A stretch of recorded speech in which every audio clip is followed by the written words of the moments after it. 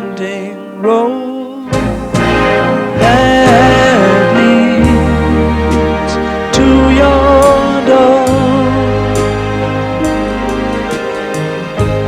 will never disappear. I've seen that road before. It always leads me here. Lead me to your door. The Beatles in Paradise can be described as a true fantasy with futuristic edges coming from the author's imagination, but which bases its narration on transcendental and historical events of the most famous group of all time, as it passes through the universe, and whose such a frustrated meeting never materialized due to the well-known sad departure of John Lennon, and that dashed all hopes that one day they would celebrate his legendary immortality live again.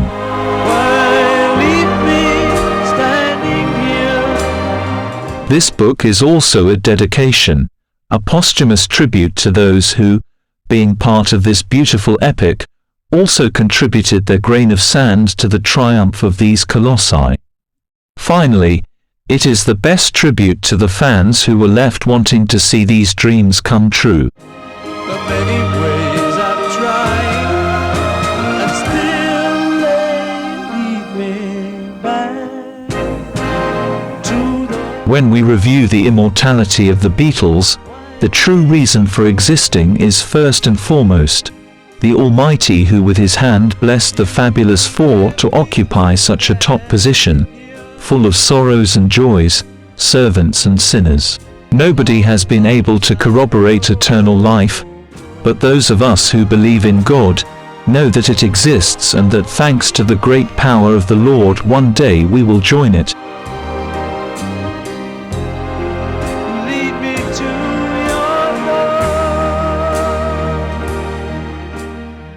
Hence the futuristic message of this story. Some characters have been simplified, in others different names have been used to respect the privacy of their protagonists, but the story cannot be changed, only the imagination can fly along with it to take us to points as distant as our dreams want. To the long, winding road.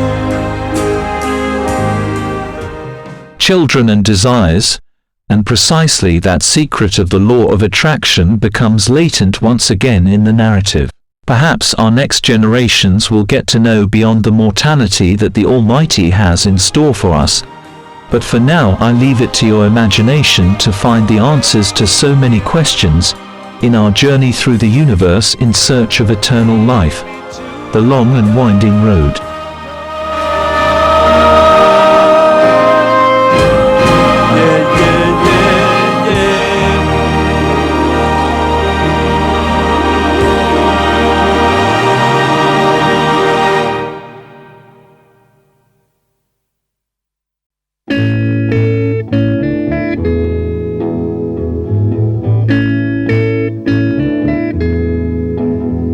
There are places I remember all my life, though some have changed, some forever. Sadness invaded us all.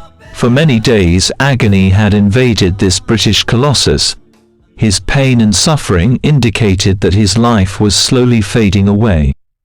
Vigils, reminders and tributes to his great career were produced everywhere as a clear prediction of his soon departure. Living in my life, I've loved them all, but of all these friends and lovers, there is no one compares with.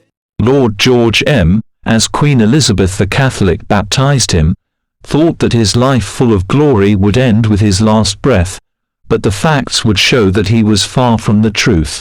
Such an important character in the creative firmament of recent centuries could not leave without his legacy becoming world heritage beyond his departure. Think about them in my love you more.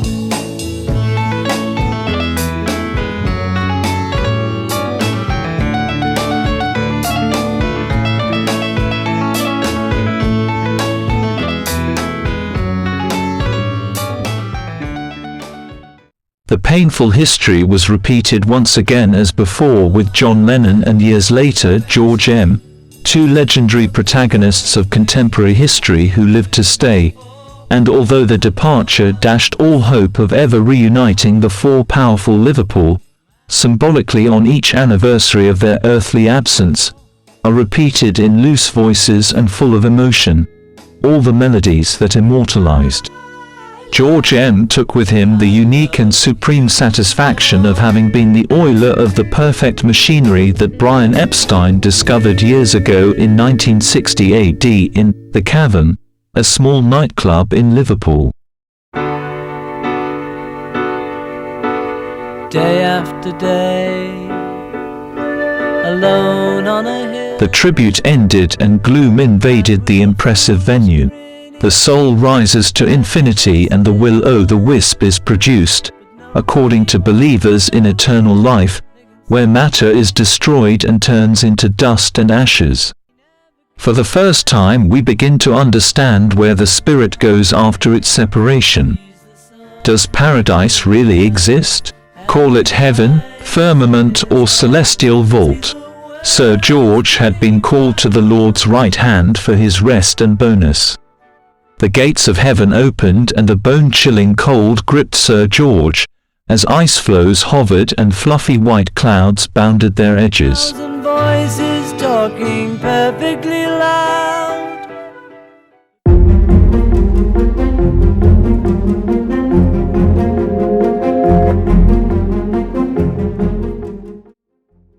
Welcome to paradise, Sir George.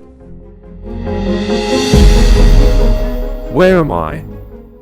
Your universal scope ended. You have begun to take your first steps towards eternal life. There is no going back, you must leave behind all mental contact with the past. It no longer belongs to you. Throw it away. It does not serve you for the purification of your soul. Who are you? I am a servant and an envoy of God. You won't be able to see him. You would lose the right to eternal life. I can answer all your questions and calm all your concerns. I would not know where to start. I'll help you. Eternal life goes through a purification process that begins with the denial of everything material. To do this, you will enter a long period of meditation and adaptation to your new status that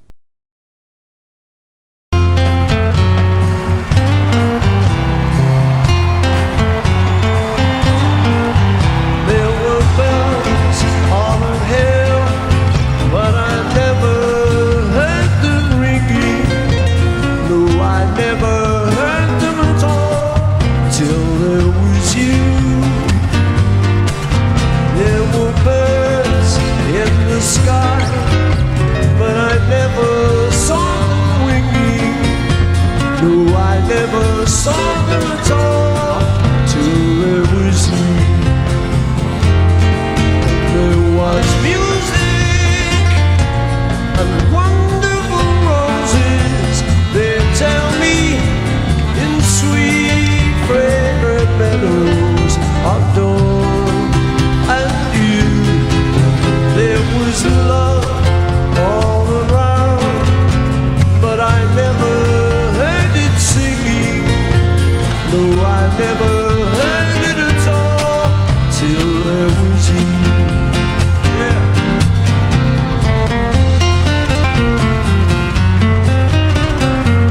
although time and its measurement are prohibited, will end exactly when your mind is ready for the transition to the next rung that will help you ascend to the beatification of your soul. There was music and wonderful roses. They tell me in sweet fragrant meadows of dawn and you. There was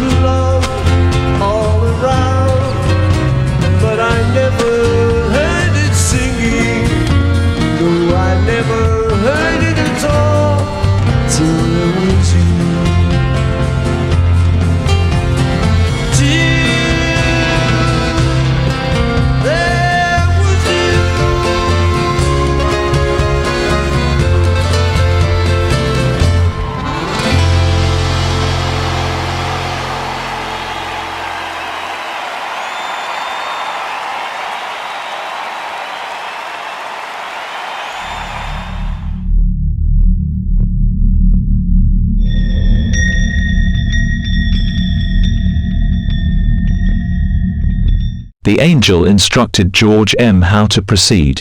According to him, the mental state of the spirit has no brain, only distribution areas.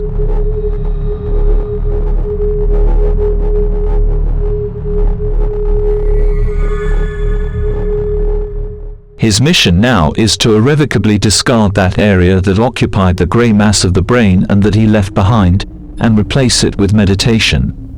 When it is ready, George M. will only be prepared to move forward to accommodate other areas of reception to eternal life.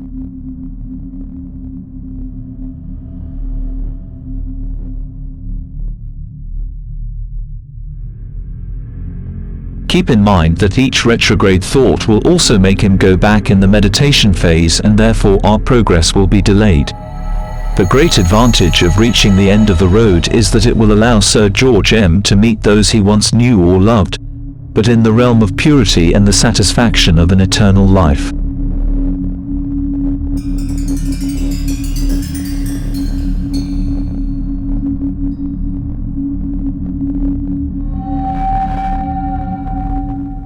The apparition and the voice fade into the white clouds, and Sir George is left alone, shivering in the intense cold.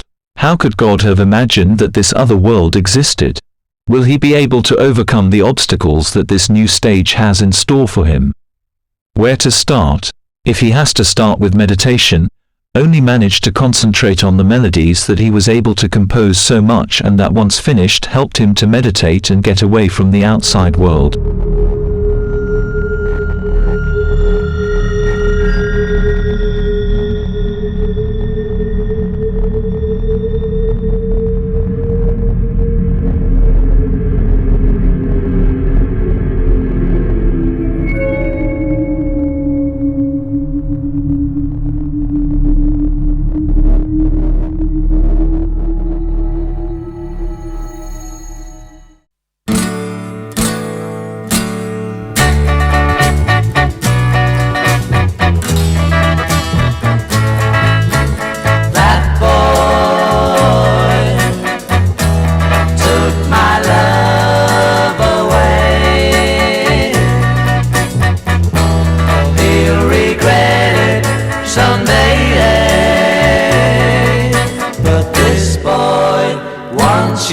Back again.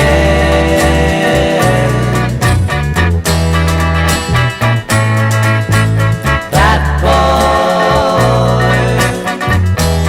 isn't good for you, though he may want you to. This boy wants you back again.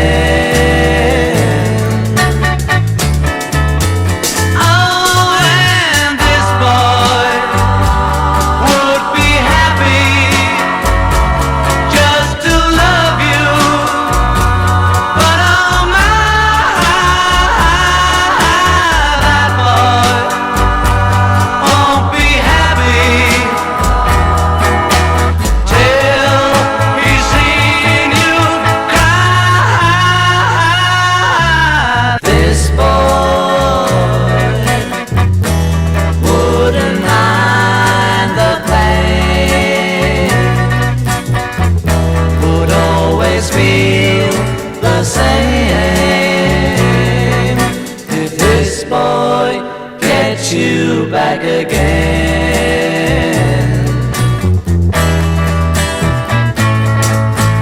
This boy, this boy,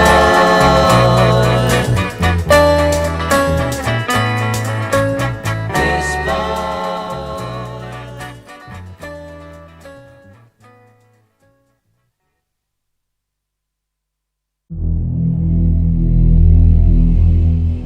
Sir George seems to be floating in the air for a long time.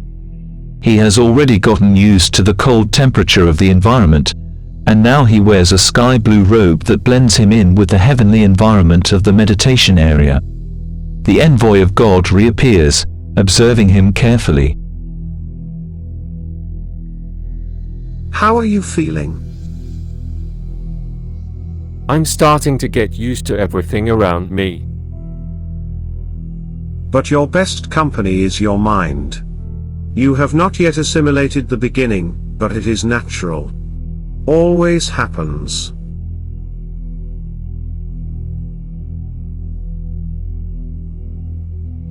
I forgot to tell you something that you have just put into practice. You should never base meditation on past experiences or images lived in the earthly world. It does not help you progress in the process of eternal life. When you meditate, do it towards future experiences or expectations that are about to happen or what you want to achieve. The past is part of a world that no longer belongs to you. Throw it away.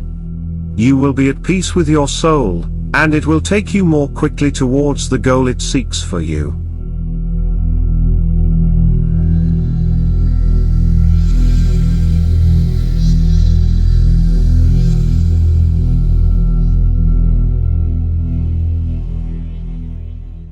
The envoy disappears and George begins to strain his mind in reflections of desire and fruits of his imagination. He goes to meet his mother, whom he stopped seeing a few years ago. It won't be long, yeah, yeah, yeah. It won't be long, yeah, yeah, yeah. It won't be long, yeah, till I belong to you. Every night when everybody has fun, here am I sitting all on my own. It won't be long, yeah, yeah, yeah. It won't be long, yeah, yeah, yeah. It won't be long, yeah, till I belong to you. Since you left me, I'm so alone. Now you're coming on home. I'll be good like I know I should. You're coming home, you're coming home. Every night the tears come down from my eyes. Every day I've done nothing but cry. It won't be long, yeah, yeah, yeah. It won't be long, yeah, yeah, yeah. It won't be long, yeah, till I belong to you. Since you left me, I'm so alone. Now you're coming on home. I'll be good like I know I should. You're coming home, you're coming home. So every day we'll be happy, I know. Now I know that you won't leave me no more. It won't be long, yeah, yeah, yeah. It won't be long, yeah, yeah. It won't be long, yeah, till I belong to you.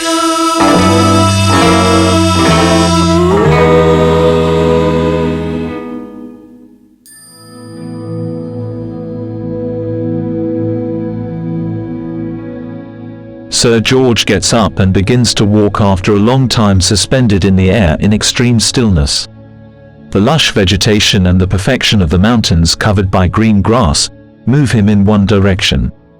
In the distance, you can see the grazing sheep and his shepherd, in a long green tunic and in an amazing combination with the greenery of the field. The sheep also give off bright phosphorescent green flashes that leave a beautiful sparkle in their movement. George stops. He seems to identify the shepherd, whom he watches with vivid curiosity.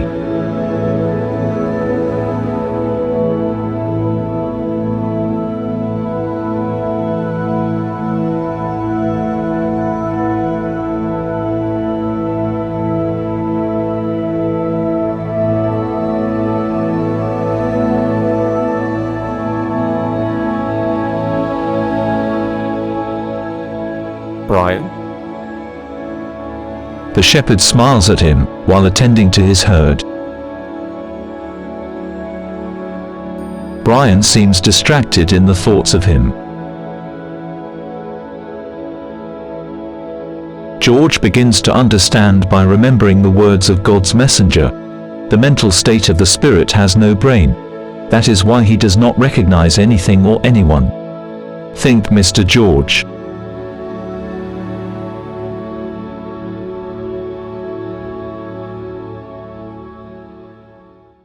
For those who have been lost in history, Brian Samuel Epstein was born on the 19th of September 1934 and passed away on August 27, 1967.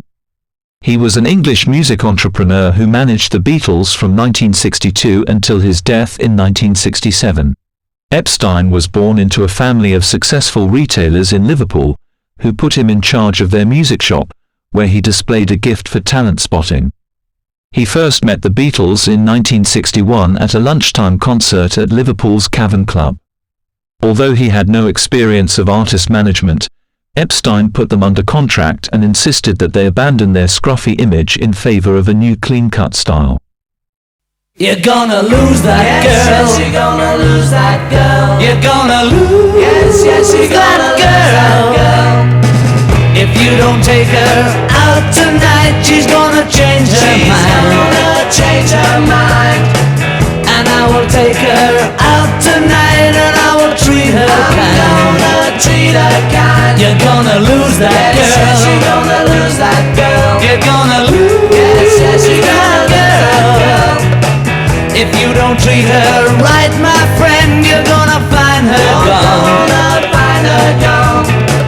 'Cause I will treat her right, and then you'll be the lonely one. Not the only one. You're gonna lose that girl. Yes, you're gonna lose that girl. You're gonna lose. Yes, you're gonna lose that girl. You're gonna lose. Yes, you're gonna lose that girl. I'll make a point of taking her away from you. Watch what you do, yeah. The way you treat her, what else can I do? You're gonna lose that girl. You're